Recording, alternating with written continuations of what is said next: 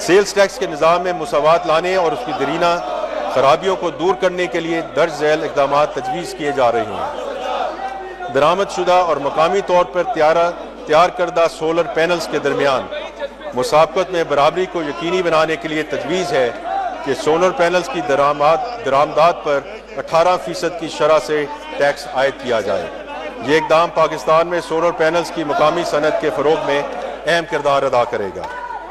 Online कारोबार और digital market places की तेज़ी से तरक्की ने टैक्स कवानीन के पासदारी करने वाले रवायती कारोबारों के लिए मुश्किलात पैदा कर दी हैं। मयारी मुसाबकती फ़ज़ा पैदा करने और टैक्स कवानीन की मुकम्मल पासदारी को यकीनी बनाने के लिए तजवीज़ किया जाता है कि ई कॉमर्स प्लेटफॉर्म्स की तरफ से तरसील करने वाले कोरियर और लॉजिस्टिक्स खदमात फराहम करने वाले इदारे 18% की शरह से इन ई कॉमर्स प्लेटफॉर्म से सेल्स टैक्स वसूल करके जमा करवाएंगे।